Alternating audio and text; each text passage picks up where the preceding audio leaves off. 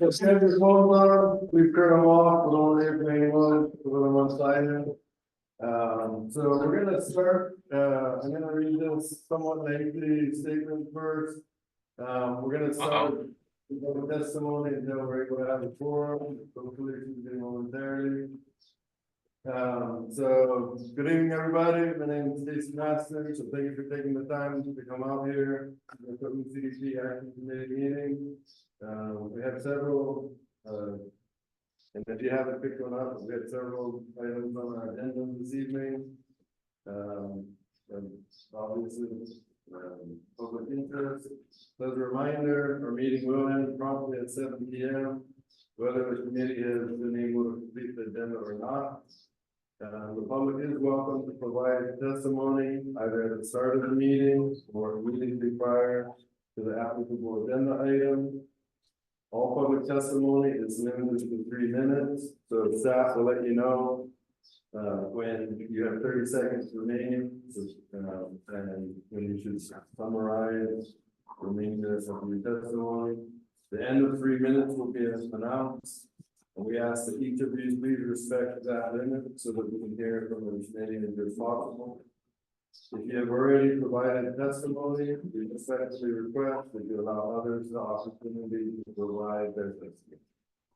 So following our last meeting, public testimony regarding the Black Sands LLC SMA permit was completed at the Winter Planning Commission meeting on May 6th. The Planning Commission then considered the 3 petitions it received requesting a contested case hearing. In order to qualify to participate in the contested case hearing, the petitioner must establish the legal standing to do so. Standing is established by the petitioner demonstrating to meet at least one of the required criteria. These criteria are found in Planning Commission Rule 4-6. The petitioner must demonstrate 1, to have an interest that is clearly distinguishable from the general public. 2, there's a governmental agency whose jurisdiction includes the land which is the subject of the proposed action. 3, it holds a property interest in the land or lawfully reside on the land. 4, although it does not have an interest clearly distinguishable from the general public, proposed action will cause actual or threatened injury in fact. Or 5, it is a descendant of native Hawaiians who are inhabiting the Hawaiian Islands prior to 1778. We practice those rights which are customary and traditionally exercised for subsistence, cultural, or religious purposes. So the Windward Planning Commission considered 3 petitions. The commission denied standing for condominium owners in the colony at Sea Mountain condominiums located at Honolulu. The commission granted standing to 2 groups, the Center for Biological Diversity and Yere Hanao Kahana. Both of these groups include members of the community. So the next step in the process is the parties being the 2 groups, Black Sands LLC and the Planning Department will enter mediation. If the parties are able to reach agreement that would allow the SMA permit application to move forward, then it would be returned to the Windward Planning Commission for decision by them. If the parties cannot reach an agreement, then the parties will go to the contested case hearing process. This is most likely that formal trial involving the hearing officers, the equivalent of the judge, the presentations of their positions by all the parties through a trial-like process.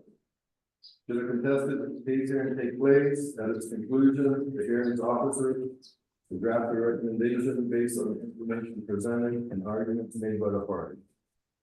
This recommendation will be forwarded to the Windward Planning Commission for their consideration and their decision making. How many people there? Oh. You can come. The action committee will have an opportunity to submit testimony. If you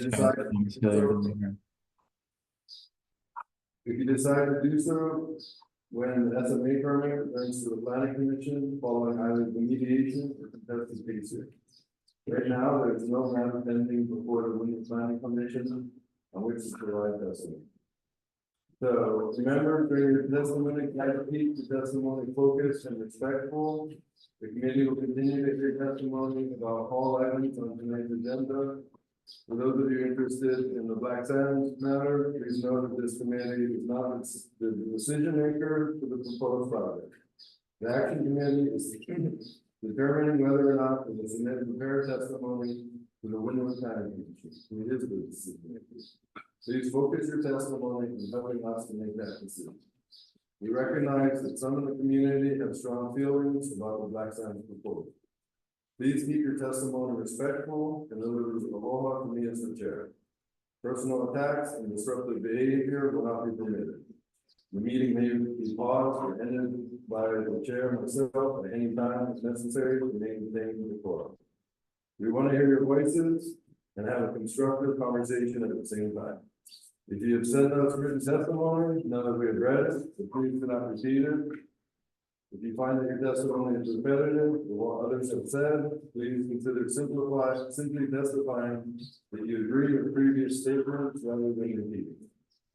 That will allow us to recognize you and hopefully proceed on our business. Scope of committee's action from chair to chair members. So I want to remind all members, all action committee members, tonight we are determining whether the action committee will submit testimony to the Windward Planning.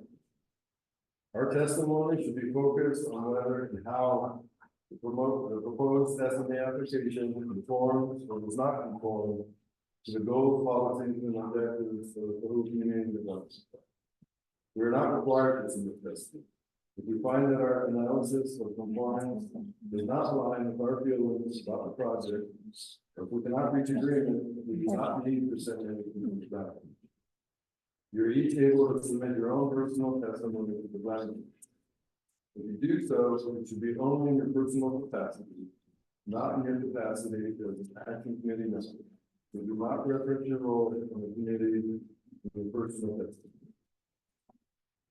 So myself, the chair, the assistant from the planning department staff, will manage the testifiers. So this will include ensuring people stick to the allotted time limits. If necessary, stopping off topic or abusing testimonies. Following the meeting, to either recess or adjourn if necessary. So I guess we'll start with the first testifier. So that is, So, I mean, what? right? Oh, And then you can get started. so, and if you go here, if you're on Zoom, please turn on your camera. And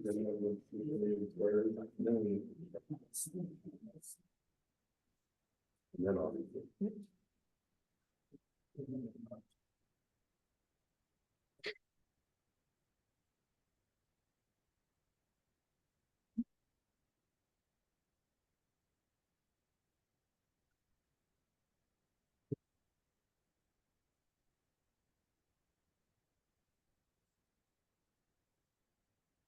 I think, Obi, can you hear us?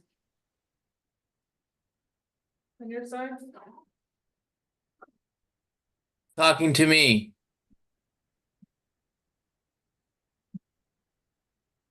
We turn up the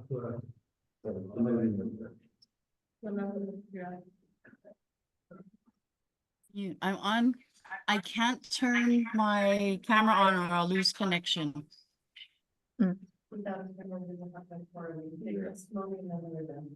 Unfortunately, we need your camera to be on for the meeting or else under sunshine, we won't have quorum. And then we won't be able to continue the meeting. Can you hear me now? I can hear you.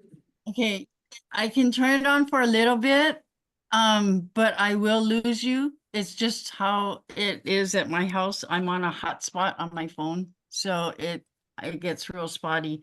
I'll turn it on for a bit. Do I have to be on the whole time?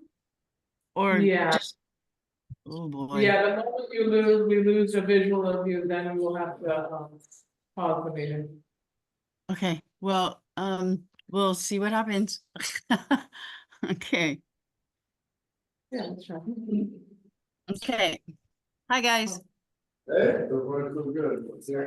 All right, so, we're gonna Call this meeting to order. The action committee will open the order. It is Thursday, July 11th. The time is now 5:37 p.m. This meeting is held in person and by interactive conference technology. This meeting will also be recorded on Zoom. As a reminder, for sunshine law, action committee members appearing remotely must keep their cameras on and announce anyone who is with them except for minors in their location. So roll call. Committee members, Vice Chair Pernell Hanoa, absent. Committee member Jesse Kay, absent. Committee member Babette Morrow, Here.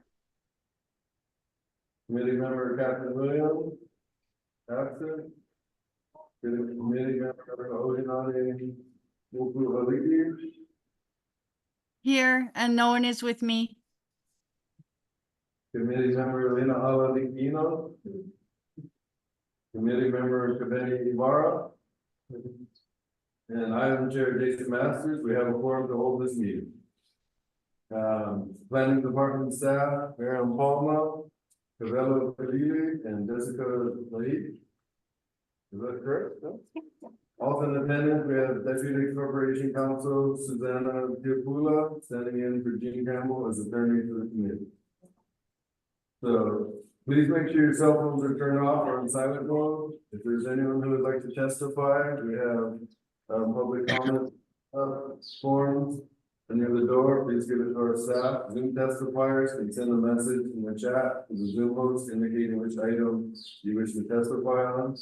We ask that everyone please state your name before speaking to the record. To all of us who are attending here in person, please remember to speak towards the owl camera microphone so everyone on Zoom can hear. So approval of minutes. We will now introduce the meeting minutes to approve. The time is 5:39 p.m. The committee will now consider approving the draft minutes from the May 22nd, 2024 meeting. May I ask for a motion to approve the May 22nd, 2024 meeting minutes as circulated? Motion to approve. All right, so we have a motion and a second. Are there no corrections? All right, seeing no further corrections, we don't need a roll call. All right, so all in favor of approving the minutes as submitted? Hi. All right. Hi. All right, so the May 22nd, 2024 meetings are approved as distributed. So the time is now 5:40 p.m. The committee will now call for statements from the public as stated in the published agenda. Members of the public may provide public testimony regarding the agenda item now. At the time the agenda item is called. If there's anyone here who would like to testify, again, please fill out the sign-up form on the front table and give it to our staff. So, with that, so remember again, maintain a level of civility and aloha. Please remember, we committee members are all volunteers, and they're not the decision makers. If you cannot do so, I will have to ask you to leave the room. Stay focused on the agenda item that you're speaking of. Should we submit testimony to the planning commission? It is regarding the blue items. You know, we need specific information, so try not to get too on, you know. So with that, I have Sharon Arise is the first testifier. If you would like to speak.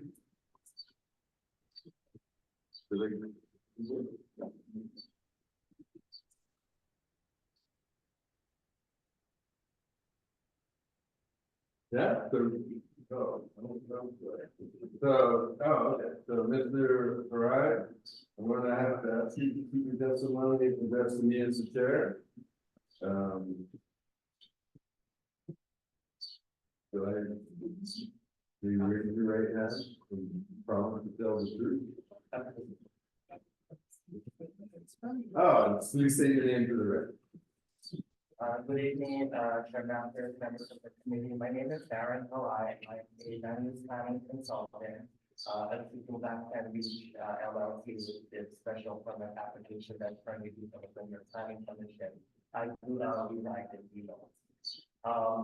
We understand that tonight's agenda item, speaking on agenda item number 1, Blackside Beach LLC. We understand that the committee is considering offering testimony to the Lindbergh Planning Commission. If you do make that decision to offer such testimony, we ask that you carefully consider the compliance analysis that was prepared by both the applicant, Blackside Beach LLC, and its estimate application that was presented to the Lindbergh Planning Commission, as well as the planning director's background report and recommendation report. All of which are also provided to the Lindbergh Planning Commission. If the committee then decides to offer such testimony and decides to also craft specific points in response to that testimony, the committee will give us the courtesy of being able to speak to those individual points that are being crafted.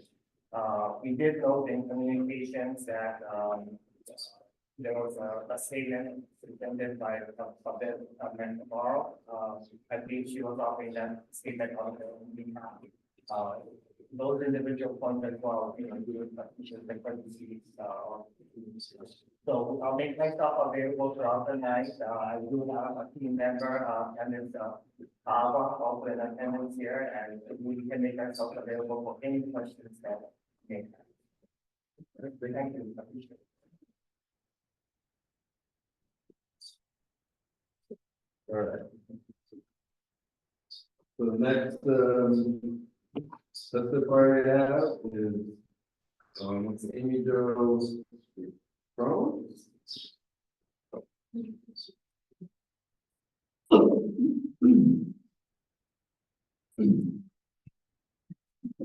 right. So again, you can use that testimony that's the me as a chair.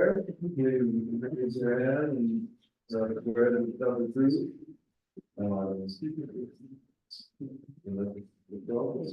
say your name for the rest. Welcome. My name is Amy Jo Thomas. A volunteer with the Hawaii Island Hospital Girls Fund, but I'm here representing myself.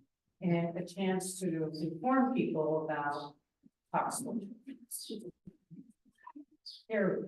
So I do this with total respect for everybody in this community. And Hawaiians, it's not the turtle versus the Hawaiian. I'm just trying to explain what's the turtle habitat uses. So at Honolulu, we have the ring sea turtles that actively bask in the sun, and we have hawksbill turtles that occasionally come up and lay nests. In 2018, we had 5 nests, and in 2023, we had 5 nests. And there's often years of no nests in between them. Hawksbill turtles, they really try to come back to where they were born. Okay. The Endangered Species Act did not take place in 1973. So all the zoning and the original restaurant in that area was before the Endangered Species Act. The hawksbill turtles, we've been monitoring for a little more than 30 years. And we do have records of their use at Honolulu, Kamahame, Aloha, Hawaii, and other places. The crucial thing for protecting their habitats is light inclusion. The turtles, the mothers as well as the hatchlings go towards light, like a mom. And so we have mothers get very disoriented. They're found underneath porches, they're found in other areas, and they don't make it back to the ocean. The hatchlings also go towards the light. Honolulu, because of all the people activity and the camping and the pavilion and the parking lot lights, we have more volunteers during the hatching period to monitor and help guide the turtles to the beach. Other beaches don't need that because the light is not the problem. And so that's the most critical concern, you know, that you're not affecting the place where you put the nest, but it's more than that, it's their overall habitat, how they safely come up from the ocean and return to the ocean. Your wisdom, so 30 seconds. Yes. am I done? 30 seconds. 30 seconds, okay. I want to point out that Kaʻū has 95% of the nesting possible turtles. And it's because of the lack of light, the lack of resources. Kona, Kila, they don't have possible nesting. It's here in Kaʻū.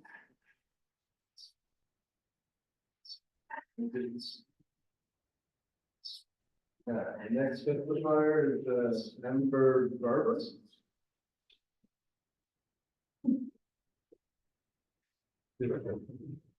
So here you raise your right hand, you see your testimony, destiny is the chair. You say your name for the record. Please verify. After reading my hand, Very- You just say you're gonna question. yes, I'm gonna tell them. And say your name for the. My name is Amber Garb. So you let me know. So you know how to start. Yeah. Whatever you're. So, my name is Amber, my English name is Amber, my Hawaiian name is Kaʻū, or my name is Alani. I am second generation American.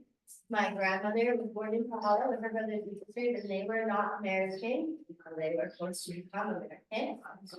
The only reason that I am American is because my dad tried to leave me to the hospital with me without a birth certificate and a security card, and they tried to arrest him. So I'm of sorts American, but I'm a native Hawaiian and I'm very proud of that. The last meeting we had here in Kahala was my first time attending. I am part of like a younger generation who is getting involved in, you know, our community. So I went home very curious as to what your guys' job is. And I just want to read what I found. So what specifically does the Kaʻū CDP do? Your job is to protect and enhance natural and cultural resources, guide the expansion of lands held in public trust, protect coastal areas, agricultural land, and local forests from development, protect open space, areas with natural beauty and scenic beauty, guide the development of programs to strengthen protections for coastal and agricultural lands, as well as open space and view plains. And there's many other things that you guys are supposed to do, but the main thing is to enforce the public trust, from my understanding. So now I have the public trust, and I want to just discuss from the University of Hawaii Law Review, the Hawaii Constitution, Article 11, Section 1, Provision 2, which states that all public natural resources are held in trust by the state for the benefit of the people. Before analyzing what exactly that means, I'm going to clarify. The public trust doctrine originated in the Roman Empire in 533 AD and was later formally adopted by England as part of its common law. This doctrine recognizes that the public has community rights to certain basic natural resources such as air, running water, the sea, and the shores of the sea. In English common law, the public trust doctrine applies to all tidal waters and the land beneath them, from the ordinary high waterway. Within these areas, the public had the right to use the lands for the traditional purposes of navigation, commerce, and fishing. So I am reminding you folks of these things because of the water-waterling competition for Kahala, that water belongs to the people and to the public land, public trust. And so I'm here against that proposition. And then I'm going to suggest that we focus on getting the water to the people, because our water quality report for Kahala is toxic. It's toxic. So our people are actually being contaminated from our current water. And if there is clean artisanal aquifer water that's living and healthy for people, then we should be drinking that. And, I'm a healthcare provider in this community, and the number one thing that I tell my clients to do is drink water. I do not want to be complicit in poisoning people by telling them to drink the water that is not safe. It's not safe. So that is my piece. I hope that you get this review in decision making and, hopefully we can get our water back so that everybody can drink clean water. Right, and not chemically treated and tainted water full of lead. There's lead in our water. And then people didn't know that, right? Yeah, and a lot of our people are sick. It makes me so sad to see our people sick. When the one thing that they should be able to count on is clean water. So, that's not. Okay, and my last piece for the environment is we do not need more plastic. So if we want to distribute water in glass and wood crates, you know, to our hospices and our hospitals and our nursing homes, I'm all for that. But no more plastic. Thank you. Alright. The next testifier is Guy Nichols.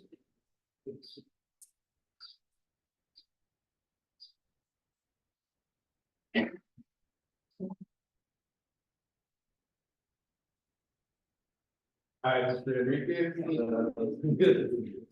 So please raise your right hand, speak to the rest as the chair, and say your name for the record. And certify that everything you say will be true. It'll be the truth. Right. In that motion, I'm clarifying something. I'm glad this came before me. Mentioned it, what you did about CDP. Before I go into my testimony, when I was in the council, that's when this CDP started. That was in the 208, so something like that. And it's been that long creating the CDP that I think it's an incredible piece. All the people before you who have put time, so much time to create this piece. I think it's your responsibility now to follow through. And from the testimony from, I missed the last one on tonight, but I heard it was pretty one-sided. I think if you haven't heard that voice or the voice of 2 days, you count this clock if you want. But 2 days of testimony in Vino, lopsided and one-sided. And if you, I don't know how much you need to hear to know what to say. You gonna put something forward to the planning commission, it's pretty black and white. I think it's simple. People are who have spoken, but I want to read you a piece that's in the CDP that 10 years of work put in here. It's coming straight from this. It says, though greater economic opportunity is critical, the people of Kaʻū do not want to sacrifice their other values and priorities for the sake of economy. And I think what you heard in a lot of our public speaking or testimony is what the people feel about Kaʻū. We love our lifestyle. And I think this particular development is going to change that. And that's what has been said over and over and over. I hope you do put in a testimony. And I hope it reflects what's in here already. Not something new. And I hope it reflects what is new. Is the voice of the people that come out and enforce. Matt Kleinfeld just stepped in and put a little testimony. And he said the same God did. So impressed. It's not even like Councilor Kaʻū showed up. He said, I don't know how much you need to hear. I'll say that to you tonight. How much do you need to hear to convince you of what the people want to see and what we value? It's already for 10 years of work on what you're supposed to be following through on. You make mistakes, please, upon what you already have heard over and over. Yes, And what the lady before me had there's said. 4 and then and 3 and then 2 is the investment. But that and One more testifier, Elsa. Yeah. Yeah, Elsa then. Okay, Elsa Kalani, okay, Elsa then. All right, let's set it.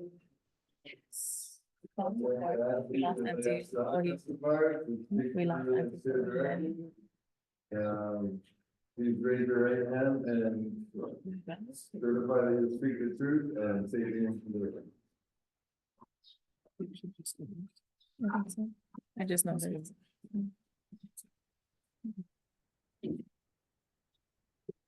Yeah, my name is Elsa, and I'm Kaʻū, together. And I was raised in Honolulu Beach, on our Kaʻū property with my grandmother, Elizabeth, Glenn, Colby, Devon, Farmer, Ben, Gary, and Devon, Van Gases, and I'm a member of the Senate. We'll drink it up a little louder as a dog. I'm a member of the Center on Biological Diversity and Department of Interest.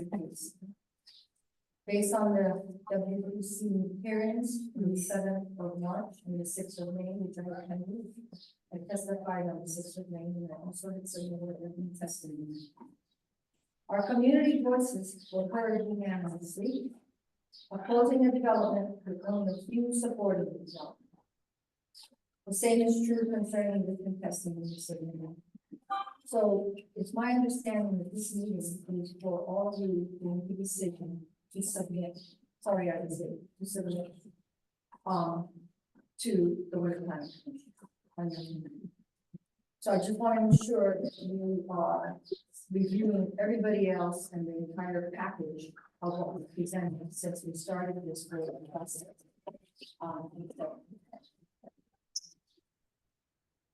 I have retired and started spending a considerable amount of time on cleaning out each process until just a few minutes ago, when I have been on this property since the 6 hours of May, and I just had a confrontation with one of your members, police came down, and I decided to surrender the property because it got so much violence. So I'm late. I'm sorry I'm late, and that's the reason why I'm late. Well, I have witnessed a massive overcrowding of the beach due to an increased abundance of tourists. Since the beach was already reached its maximum level of visitors, as documented in 2006, research compiled by Kaʻū Preservation, and my mother, Winifred Perry, and my sister, Caroline.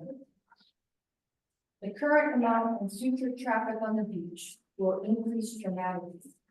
If the SMA application permit is approved, that being said, the outcome will completely destroy the ecological systems that support all current life forms at Honolulu and surrounding areas, including the Kaʻū, the Aina, and the Waiʻi Pond.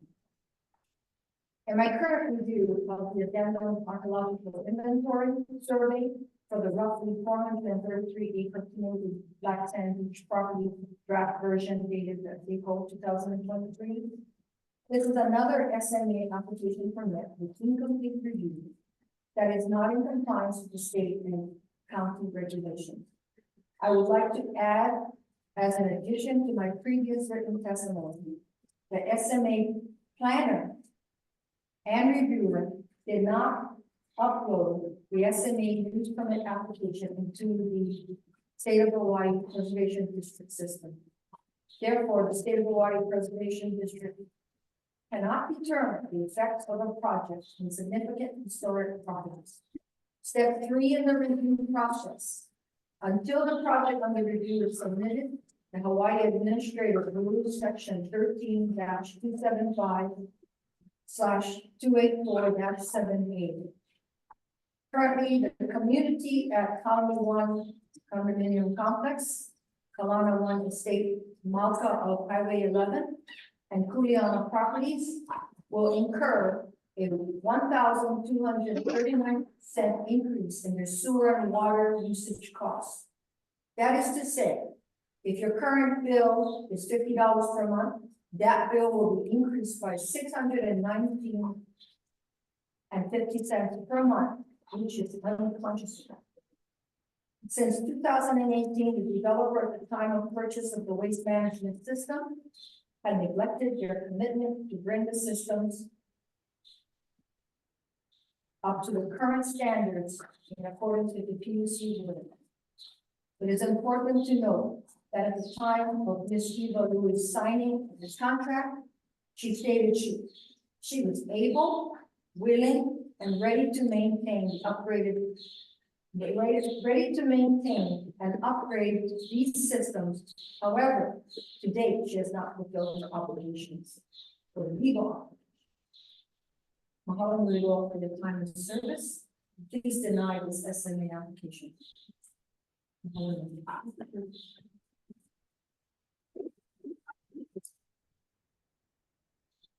We have no further testifiers.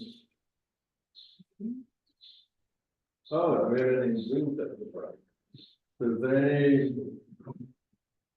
Or, is there any on Zoom who'd like to provide public testimony and then items? I don't know. I'm looking for something. All right, so seeing none. That's correct. We're gonna move forward. Yeah, all right, seeing none, the time is now 6:03 p.m. The committee will now move on to business item number 1. Testimony to the Women's Planning Commission regarding the Black 7B LLC SMA application. PL-2023-000046. Discussion and decision making on submitting testimony to the Women's Planning Commission.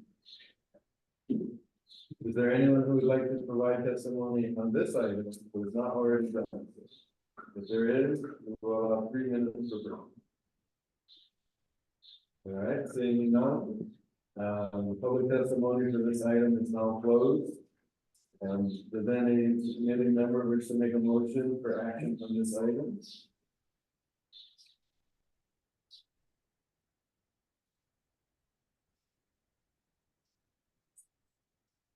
So, yeah, that would be. Jason, can you repeat that? You're coming in kind of foggy. So, does any action committee member wish to make a motion for action on this item? So would the process be that we make a motion, we get it seconded, we discuss it amongst ourselves, and then we vote? Is that how it goes? For instance, a motion to discuss it? Motion to act on the item? Yeah, a motion to act on the item.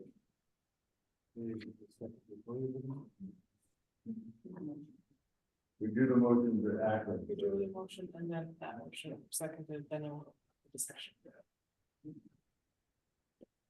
All right, well, I'll make a motion then to act on this item. Is there a second? Second, All right, then Okay. we have a motion and a second. Do we need a roll call for this? No? Okay, so the discussion is now open for business item number 1, testimony to the Women's Planning Commission regarding the Black 7B LLC SMA application. Would anyone like to start our discussion?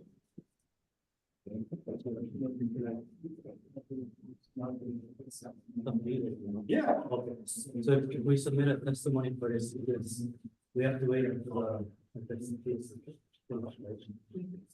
So we submit testimony regardless of what happens.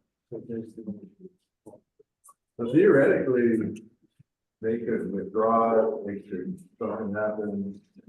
But we're just deciding whether or not to do it. That's it. That's right. Yeah, so we have the very significant. Yes. We can't hear you. So, yeah.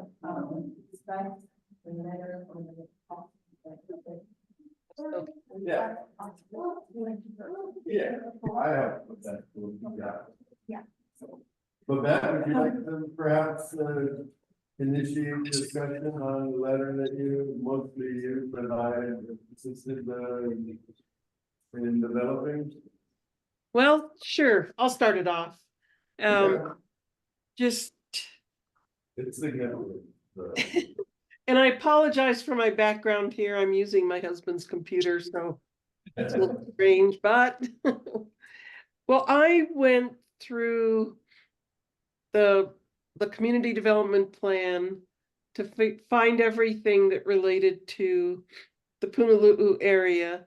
And there was a whole page at the end of the CDP dedicated to Punaluu that listed a whole bunch of land use policies that were applicable to this location, which is what I went through when I initially did my first analysis. But then well, and we didn't discuss this at the last meeting because we ran out of time. And then in the meantime, just backing up a little bit, there was also in the appendix 8A community-based collaborative action guide, which also has steps for the action committee regarding developing and implementing plans for Punaluu. And it starts out by saying Punaluu is in the state urban district and is zoned for residential and resort development, both by the county and DHHL. However, the existing water and wastewater system infrastructure appears to be in poor condition, and significant maintenance, repairs, and upgrades may be necessary. Moreover, portions of Punaluu designated for development are vulnerable to hazards, including wildfire, floods, tsunamis, and sea level rise. And there was a shared vision that was outlined in that appendix. Number 1, keep it Kaʻū. Preserve Kaʻū's open spaces, views, Hawaiian heritage, rural lifestyle, and local character. And the second item is take care regarding stewardship of ancient and historic cultural sites, as well as the natural beauty, water quality, wetlands, ponds, springs, and native and threatened species and habitats in the area. Number 3 was can do. The people of Kaʻū must have a stake in both planning and managing Punalu'u's future. And it actually recommended that the action committee be a community lead, working with a whole list of potential community partners to determine interest among the stakeholders in a collaborative process to develop and pursue strategies to achieve the community's shared vision for Punaluu.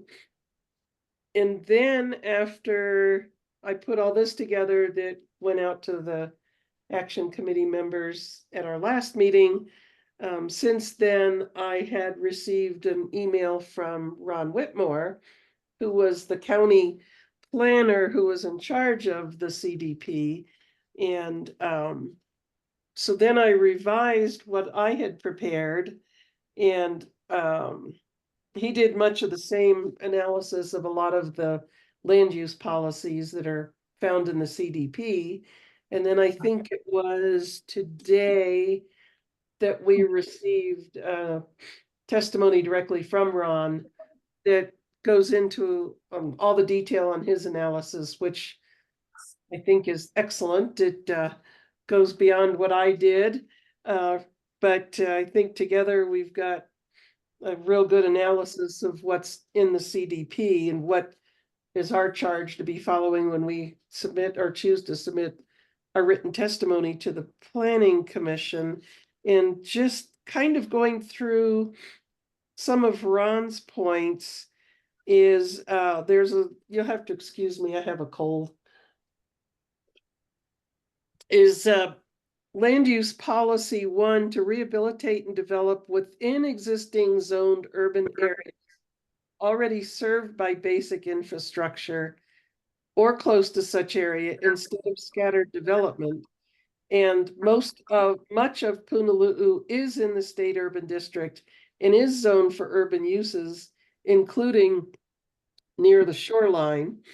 The policy 5, rehabilitate and optimize the utilization of designated resort areas that are presently served by basic facilities and utilities, and before new resorts are allowed in undeveloped coastal areas, and Punaluu is designated minor resort. Policy 6, the development of visitor accommodations in any resort development should complement the character of the area, protect the environment, natural beauty, respect existing lifestyles, cultural practices, and cultural resources, provide shoreline public access, and provide affordable housing to meet demand created by the development. And there is no affordable housing proposed in the SMA. The policy 27, to reinforce existing protections, the official Kaʻū CDP land use policy map designates coastal areas in Kaʻū as open space to be preserved, protected, and connected to the rich network of natural and cultural resources in the region.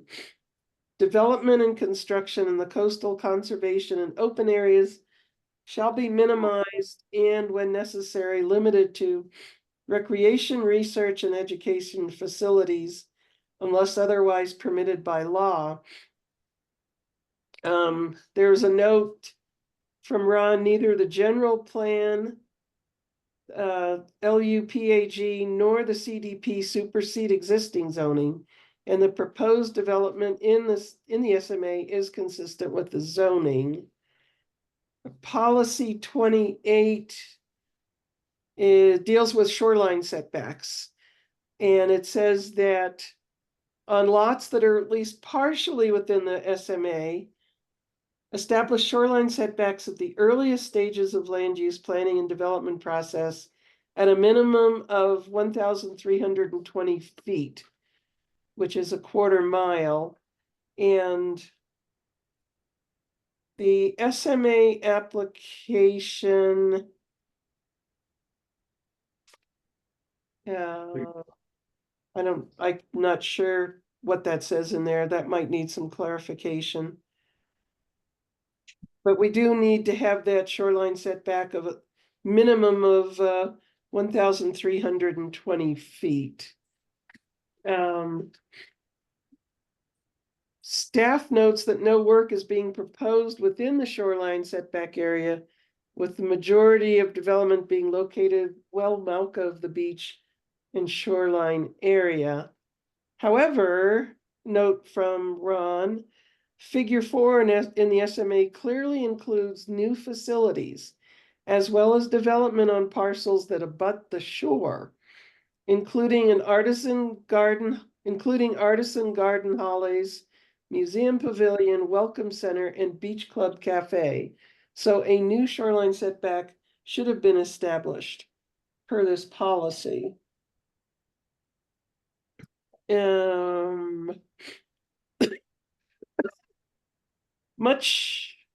Most of the public comment during the review of the draft CDP called for much deeper setbacks than the quarter mile. They called for a full mile or more. And often cited was the 2006 recommendation from South Kona / Kaʻū Coastal Conservation Task Force to establish a 1.5 mile no development shoreline setback. And the policy 28 provides the applicant the opportunity to make a case for a different setback by providing information specific to the site and to the proposed impacts.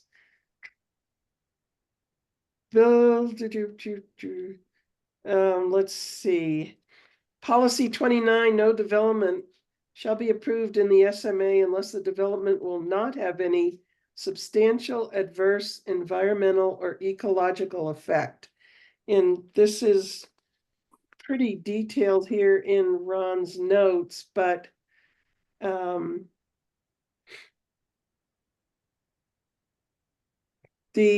all the information necessary to assess the proposed activities impacts, including but not limited to a description of the environmental setting and natural resources in the area, including assessment of impacts on rare, threatened, or endangered species or their habitat, description of valued cultural resources or historical sites in the area, assessment of impacts on coastal, scenic, and open space resources.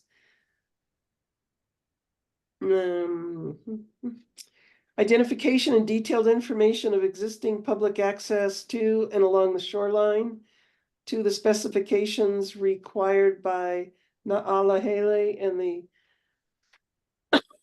excuse me. And the National Historic Trail, sorry, an assessment of impacts on hazard risk, including flooding, tsunami, and coastal erosion and or sea level rise over the life of the development. And let's see. Pursuant to policy 29, these studies should have been completed before submitting and in support of the SMA application. The application should have included an assessment of impacts on coastal, scenic, and open space resources and view planes, as well as the line of sight toward the sea from the state highway nearest the coast and along the shoreline. And the application should have included an assessment of impacts on hazard risk, including flooding, tsunami, and coastal erosion and or sea level rise. The planning director has the authority to require an environmental assessment or environmental impact statement in support of the SMA application. And we did receive the written testimony from Diane Ware, who goes through a lot of these same policies and repeating a lot of the input that she heard at other meetings that she's been to. And she states that the current shoreline certification is 50 years old and needs to be updated. And I'm just kind of pulling some stuff out of here, Diane, if you're still in the audience. And that the coastal setbacks need to be reevaluated and a certified shoreline survey must be conducted. And then hopefully everybody got a chance to look through what Ron Whitmore submitted. But I think if we provide testimony to the Planning Commission, that we should point out that the SMA appears to be inconsistent with the following policy controls. 1, it does not include affordable housing. 2, a new shoreline setback should have been established. And 3, necessary assessments were not completed, including for impacts on scenic resources, view planes, water quality, marine life, and cultural resources, as well as the impacts of tsunami and sea level rise. So obviously Ron's analysis is pretty detailed and relating back to the policies in the CDP, but that kind of sums up what his recommendations were.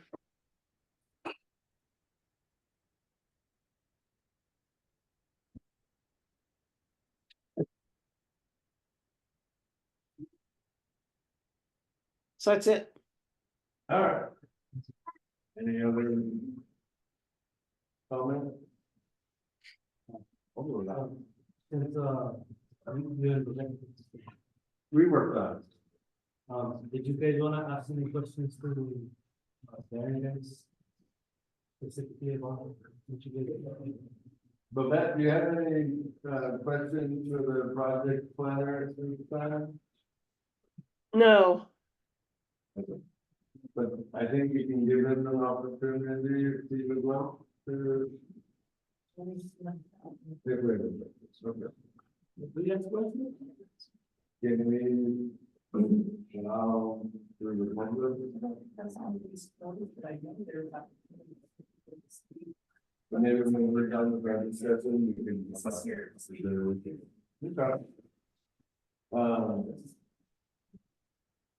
Thank you, ladies. Anything about this?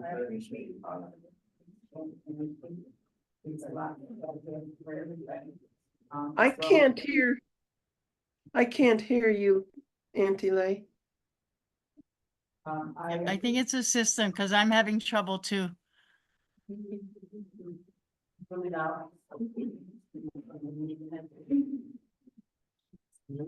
appreciate all the folks' work without a lot of guidance, not only thank you guys for putting this together. I think we need to support all of this information. I'm not sure how we're gonna do that. And somebody needs to put all of this information in there. We will do a written testimony or a written document to information stating some, all of this or having these documents attached to a recommendation from us, right? And so I'm not sure how you guys all feel, but I feel that as a individual and is that we have heard so much testimony for and against, and this application, majority of it comes from our community, seems to be from my opinion is that our community is telling us as a action community that they, in the majority, do not want this. If they do want it, I've heard, they want it to be more community driven. So we need to at least, as a group that supports and tries to adhere to the CDP plan, with all the information put together, and Ron's input and other people who have done research, that we should take all of that. It's to me an overwhelming position that we need to bring about and bring this to the planning commission, asking them to listen to our community. That's what I'm here for. I'm here because I want the community to always be the foundation of the thriving community that we have to be heard, you know, and we need to back them up. We need to back up our public CDP plan, which we've set for months, putting together, which we have shown very clearly that there are things that need to be addressed. One thing we're going to do is to do a document, and then the applicant needs to respond. But they need to hear from us why we're doing this, and all of this information that people have put together and other people have contributed. So I think we have very good grounds to put together a document. But I'm not going to do it because I'm overwhelmed with all what we've done. That we need to do something that shows the planning commission that we heard from our community, and this is what we are recommending. Brandon? I think we don't do discuss if it's something together. It's something for the commission. But how does that process work if we with the testimony, do we put it together and discuss it next meeting? Can you speak up a little bit here? Yeah, if we were to make the testimony, do we put it together and discuss it actually? Process. Or would we say like, we wanna, so if it was me, to make it simple, we could say, you know, we don't think it's in compliance with these 4 policies. So we're gonna provide testimony saying they need to comply with these 4 policies. And that can be everything that you want. This is for a corporation. There's a lot of different ways we can do this. You can authorize based on the work we just presented for that, a statement that reflects what you just said. So it reflects the ways that this SMA application does not comport with the plan for the meetings. And basically just outline that. So go ahead and authorize it now, someone write it up. If you want to be able to review it again, send it to the applicant, then you set it on the agenda for the next meeting. Because that gives you a chance to look at the finished product and lessons. So it's really your decision as to whether or not you want it to come back to this group again, or whether you're just going to say, we agree with what you said. My only concern with that is you said a lot. So you might want to get to that again, maybe for tonight. I've heard it meeting for months, so. So I guess it's more for you guys to decide, so.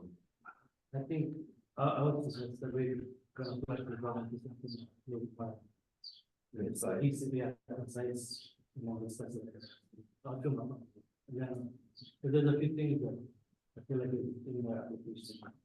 Supply, we really take this away. But then also the other stuff. Just to put it all together.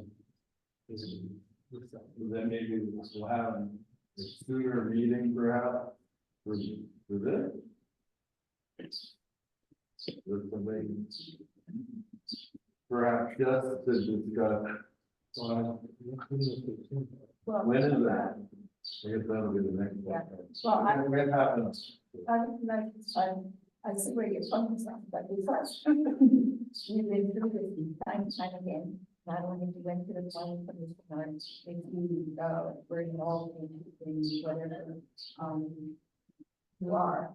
But I think if you do a simple cover letter with all of these attachments, and then thereafter, it's up to the applicant to then respond. But we need to just, instead of doing everything and, all of the work that has been done by Odette and, Jason, and then the Bronze, because other individuals, you know, contributed to, addressing what policies and addressing the code CDP. Our code CDP as a document, that's what we're here to uphold. And so that's what we need to do, and that's what but that you would have done and drawn along with what you would have done. Already stated. So if we just use it as an attachment, we don't think that's the way we as a action committee recommend that the planning commission considers that it appears to the policy. And then, you know, the things that are addressed, we feel like the applicant made amazing, correct me if I'm wrong, that they need to address those policies that they can be flushed out. But the crux of it is time of essence.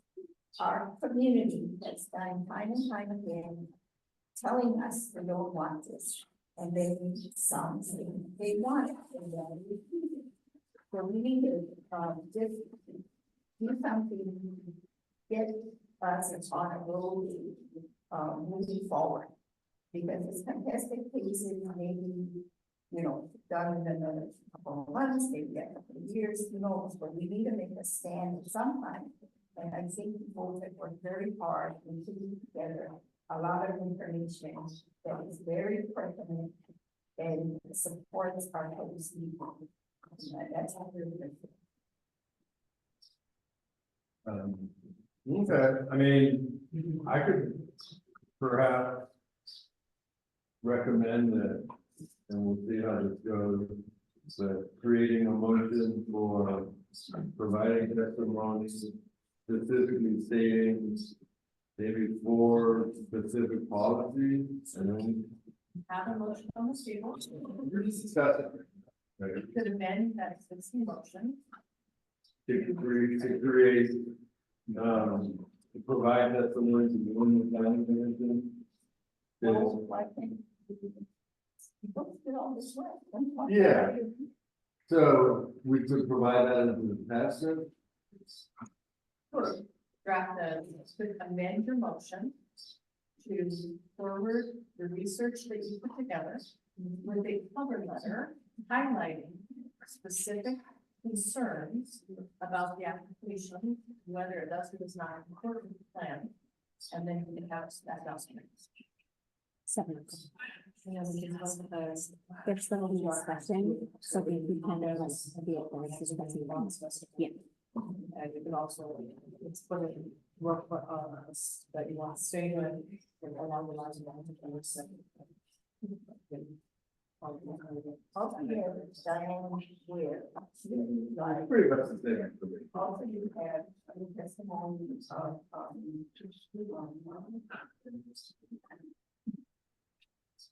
of guy. So you have all of that, information that they,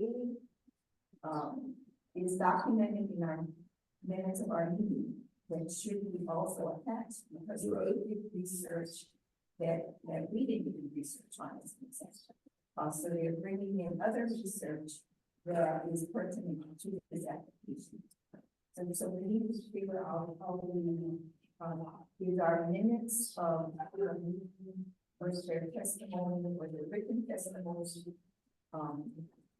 do they go anywhere, or are we can say to the commission? We see, Well, I mean, I guess my concern is that, you know, planning commissioners haven't worked with them for decades. You know, they have a lot of stuff with it, so if we can, so you cover that idea, if that included like a very specific policy that we felt that perhaps didn't comply with, and then we attach the other stuff so that they could read that in the background. But just to make it very clear that this is what we feel. So for instance, I don't think it was talked about much, but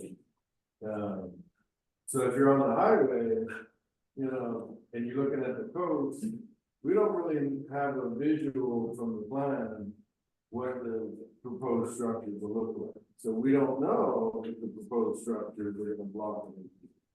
So that's one of the policies that may or may not be compliant, because we don't know, because as far as I can tell, it isn't included in the plan. So if we specifically say in the cover letter or our testimony, however we want to call it, that we feel that that policy is either not compliant or not addressed or whatever, then they know, okay, we're talking about this policy. They can read the background information, but at least they know specifically, we feel that this policy is not in compliance because it's not an application. We feel that the policy about the coastal setback is required because there's a beach house cafe being proposed, and that triggers a new shoreline setback. And there's no setback in the last 12 months, so there's no survey conducted, you know, for the last 50 years. And because it's something new, that triggers a new setback, so that it's not in compliance, you know. There's, you know, endangered species and other cultural resources, and the planning director has the authority to require environmental assessment for environmental impact statement. And we know there's a lot of stuff, and we feel that this is in compliance. We have that, you know, so, I mean, having been a planner, it seems like these are very stuff that should have been taken care of, yeah. So, but, you know, I work in California, it's way different. But, so, you know, I go up with the loop, and if they're gonna do stuff, you know, they gotta do it. This is the CDP, you know, so we gotta comply with the CDP. So if we don't feel that it doesn't comply, I like your cover letter idea. We specifically say, these policies, we feel it doesn't comply, and then we attach everything that's specific, you know. If we give them the whole CDP, there. But if we give them the specific information, you know, I mean, I'd be comfortable with drafting that for that, because we already have all the information.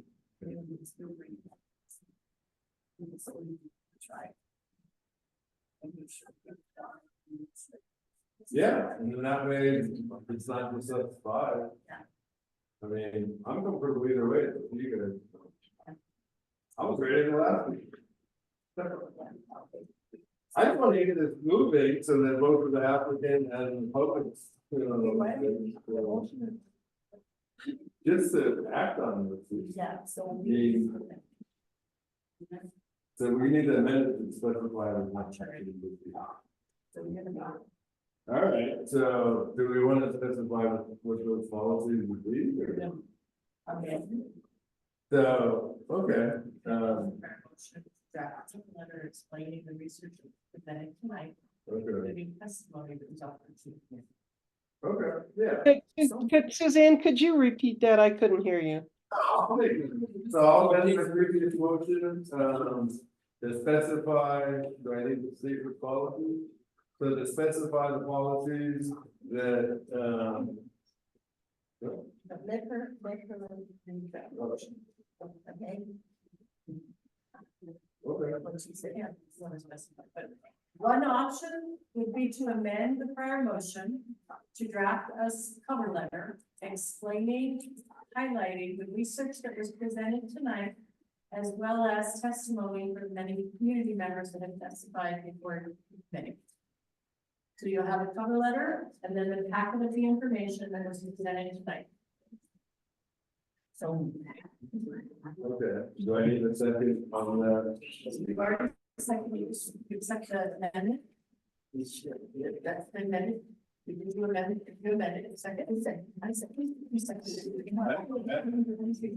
What about something in the? Oh, so the second amendment, So Babette, you need to re-second the original motion. I'm sorry, say that again? but I just second the amendment, So the amendment to my motion to include a cover letter, this specifying the policy and attaching our. And so you need me to second that? Correct. Okay, second. and are you gonna identify, is it the two of you again doing this? Yes, And you'll draft and distribute the letter before the next meeting? yes. And then that will give us opportunity to work with the applicant, if they and public to see if they have any questions, to update. It would be around. Okay.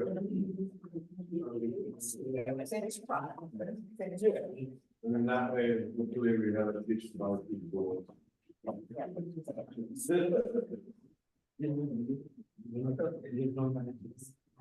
figure it out.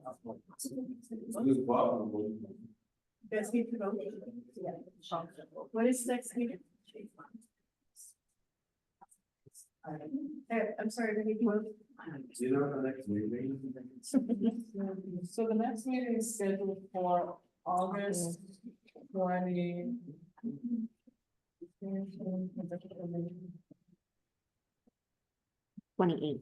August 28th. Now, I wanted to ask or bring up to the committee that planning department is planning to host general plan workshops that. So if it could be that we postpone a week to for September, or so.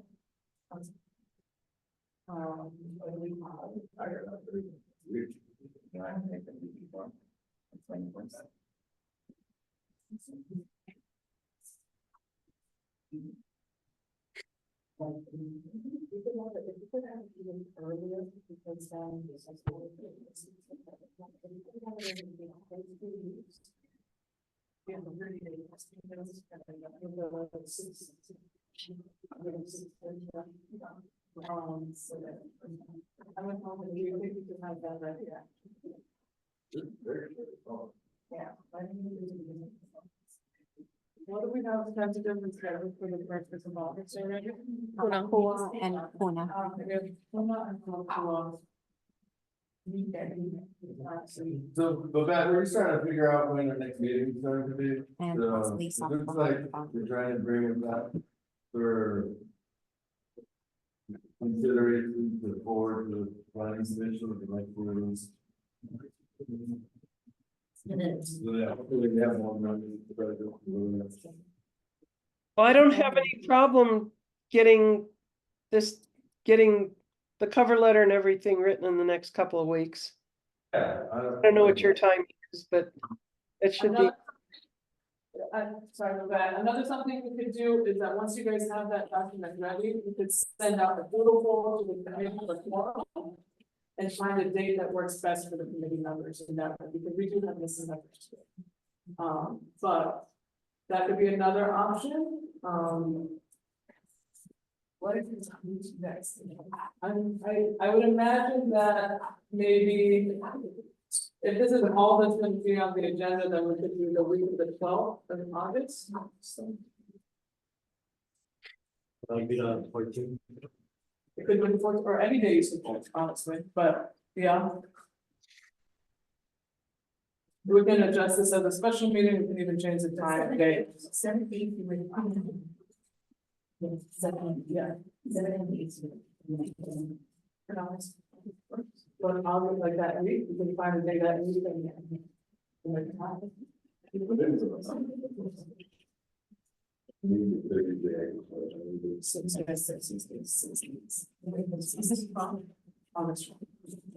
August 12th is a Monday. But it could be the 14th, Yeah. All right. Can I ask a question? Can you guys have a meeting without the community? Actually, public. So Aqua in August is on the 14th, because they're talking about the 14th. It's almost. No, so we're trying to push it up. I'm just trying to figure out what's in the next meeting. Come close point up. Yeah, there's making plans and. Because there's so we're trying to push it up. Yeah, so we're just trying to figure out the next meeting, when we can bring this item back. I'm gonna go like this, just so we know. So there's, yeah, there's certainly noticeable requirements, but we need to have enough people, and as you saw today, with the problem. You need to have your. We have to have 5 minutes. Yeah, but you don't need to. Nobody shows up. You still have. We should, as long as we're 5 minutes. Okay, that's, yes, thank you. Yes. And it has to be, noted. Just make this drag this That's meeting and it will. And then it'll make Yeah. it easy that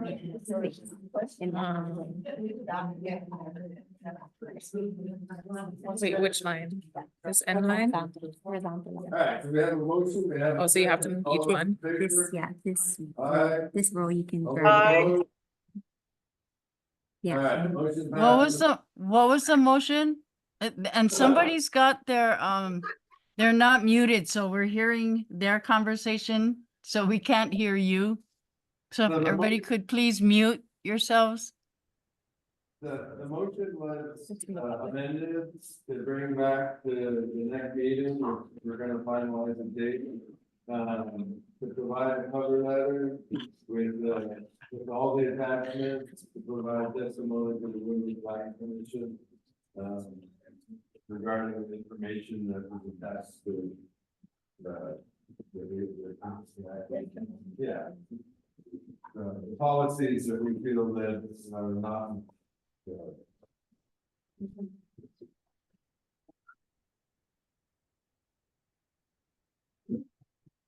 Okay.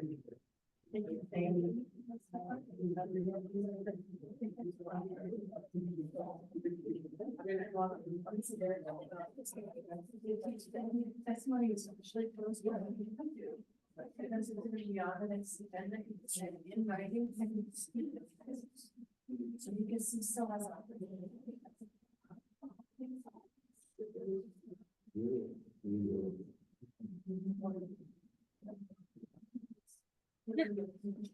All right, so apparently we have a testifier that we had missed, so we're gonna reopen public testimony for business item number 1. We have a Thomas Hiller via Zoom. Mr. Hiller, I don't know if I'm saying that correctly. If you could state your name for the record, please speak directly to me as chair, raise your right hand and certify that you speak the truth, and you have 3 minutes. Okay. And please, turn on your, Can you hear me now? sure. Okay. Raise the right hand. Yeah. And say your name for the record. My name is Thomas Hilliard, and I want you folks to know that I've been a resident of the Big Island for 43 years. The statement I want to make is a reflection of all the things I've seen in my 43 years regarding development specifically. I've written a paper and I'm going to read it now. Firstly, the luxury resort Okay, the title is A Tale of Greed and Decline, the Luxury Resort Lie. Firstly, the resort is proposed. Promises of jobs, greater income, increased services, better roadways, clean water, and modern conveniences are the answer to local soft economy. After planning acceptance, construction begins. Non-residents workforce teams arrive and begin decimating the land to build a new heavily promoted resort. Heavy equipment digs and rips apart existing trees, shrubs, and the earth's surface. Then truckload after truckload of materials are brought in for the construction of sprawling, usually substandard buildings. Large areas are denuded and turned into asphalt parking lots, giving off intense radiant heat hour after hour, even after the sun sets. As the construction begins, a continuous commotion, grinding, and explosive noises are heard throughout the entire day. This phase goes on for months. Finally, your visitors arrive. Local businesses at first see greater sales before they learn that new larger markets and vendors from outside will be moving in to supply the ever-expanding needs of the wealthy tourist visitors. Traffic now becomes a problem. Roads are torn apart. Metal plates cover roadways, slowing movement, and intersections are crowded and dangerous. Local stores close down, unable to compete with the larger chain types. Residents notice that shelves are empty in stores, parking is difficult or unavailable, and their usually quiet existence is overrun by outsiders who have no concept or concern for the pre-existing way of life. Property values soar as outside home buyers, many resort employees, buy land and build modern expensive homes. Neighborhoods now are divided as new residents increasingly take over and modify the character of areas they inhabit. As costs rise, local people begin to move away, trying to find more affordable housing and escape from the overwhelming number of visitors. Time goes by, and the cherished old ways and appearance of things begin to fade.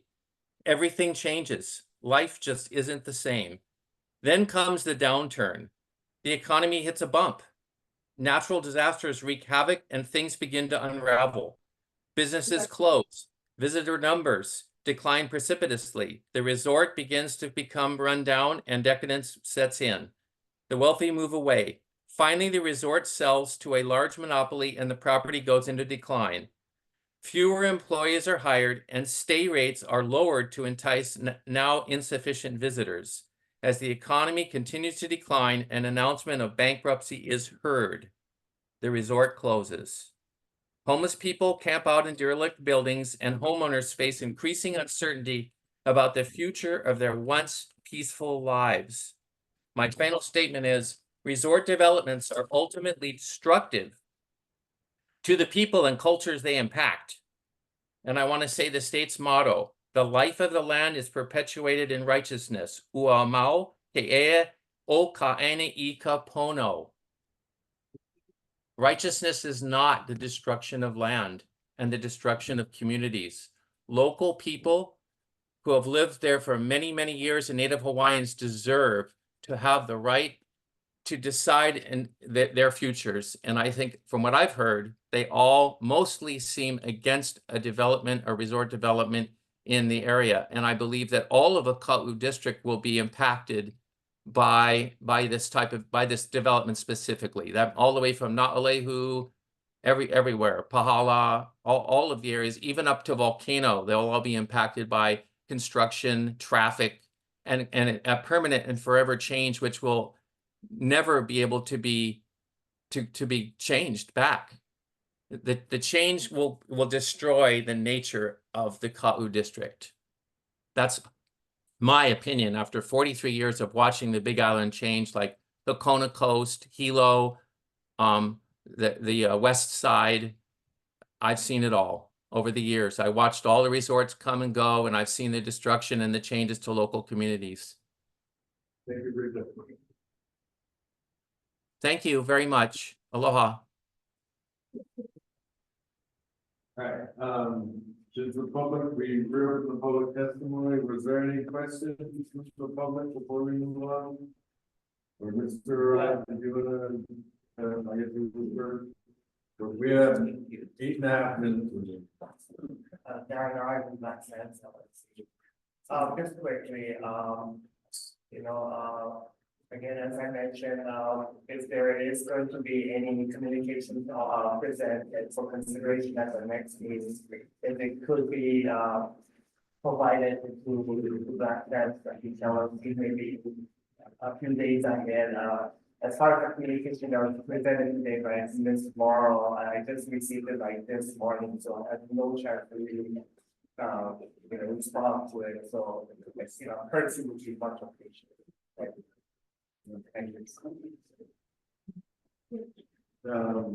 And I believe you were next, so, Mr. Enriquez. I have two things. One, question to, Darren, about, the need for that, affordable homes. Well, why was that not involved in the application? Or do you not plan on having an affordable home? I should be responding there. Yeah. Okay, That is correct. I'm sorry, well, I'm gonna direct it to you because I think one of the things when I first reached out to Ron, that's the one thing he pointed out to me was the affordable home thing. Yeah, and I didn't see any in the SMA. And that's my one question. What I want to state, the second part is, I think Ron Whitmore was the driving force between this the whole time. I mean, he took the baby start to finish it. If anybody knows this, the CDP is all with him. And I got that same report from him a while ago. To me, that's your answer. I mean, that's what you need to be acting upon as the CDP action committee. This is all stuff inside these Kaʻū CDP. It's pretty black and white. That's what your role. That's why the county puts you together. That's why they spend so much money. It's like they spend so much time. And if you're voting to do or do not, the answer is simple. You do. This is your job. It's the action committee. And I love that you want to speak for the voice of the people because it's pretty clear. There is no question where the weight of the voice is. So act. It's easy. I don't think anybody's going to argue with that. Because it states it right there, what you keep holding up, stand up for us. Thank you. Yeah. If you wanted to speak, you could address the committee, but you also don't have to respond afterwards. They'll be forwarding a copy of the letter. So that's all. We have 5 more minutes, so. Were there other? Yeah. First of all, as it regards to CDP, one of the things. Say your name for the record. My name is Marion Gersha. Got it. The CDP states that you want, that the community said that we want walkable community, which we already have in Lakewood and Kaʻū. We don't need to build another one. And the courtesy that the applicant is asking for, is that part of the process? The courtesy review that the applicant is asking for the document. And I think the agreement was that the letter would be written and it would be attached to the agenda and made a part of the packet that goes out 6 days in advance, so everyone. So everybody will get it at the same time? So we will get the same. It will go out in the packet. And we all get it at the same time? Yes. Yeah. Great. All right. We're moving forward. I don't know if we have. Huh? All right, I think we have time for one last one before we put the testimony. Please state your name for the record. We're gonna go very quickly. Yeah. My name is Ellen Thomas, and I just wanted to thank you Oh, okay. and all the hours and all the work that have that from you and all of you that put into this to forward the voice of the community. And that's the part you could fill out a comment form, please. All right, so with that, I don't think we really have time for the last 3 items. Last 4 items. So can we move those onto the next agenda in addition to bringing back? Jason, can I ask a question? over the period of time, We'll at this time, and then, yeah, what was your question? oh, just that I would like some clarification on how we move forward with these last two items that would be what we would call a subcommittee or whatever we're calling them these days. And if we wanted to do some more research into any particular item, does it need to be a motion of the action committee saying, okay, this is a whatever we call it these days? So if it's just you and I, we don't need to do anything official. And I have quite a bit of information on both of these, so if you're interested, you can just give me a call. But if you want to create something official, we should. Right. So, yeah, I think we'll just, if you have any questions about those items, we can talk about them, you and I, but otherwise, we could just wait until they come back to the meeting. Okay, thanks. As long as it's just two of us, you know, we're still in order.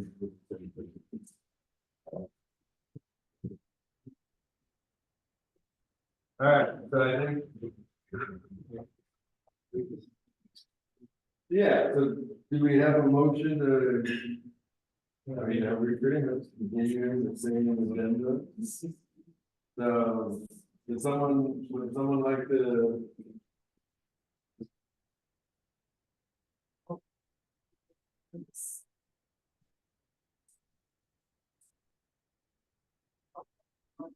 Alright, so. Alright, Nancy Esmeralda has made a motion to continue all business items to the next meeting. And Cavani has seconded, all those in favor say aye. Aye. All those opposed? I, Right, seeing none opposed, motion carries unanimously. So I guess I will have a motion to adjourn. So moved. We need to vote for that. Yeah, we have a second, all in favor? Aye. Okay, opposed? Being none, this calls to order our meeting. I will now adjourn the meeting. The meeting is adjourned at 6:59 p.m. Thank you for your. Oh, that.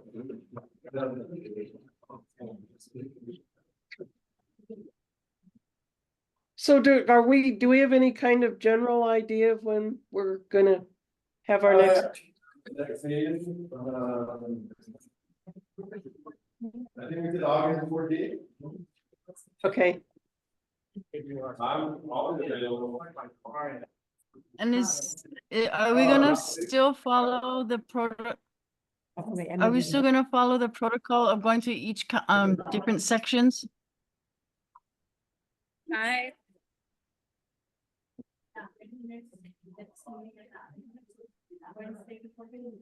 Stop recording. Yeah.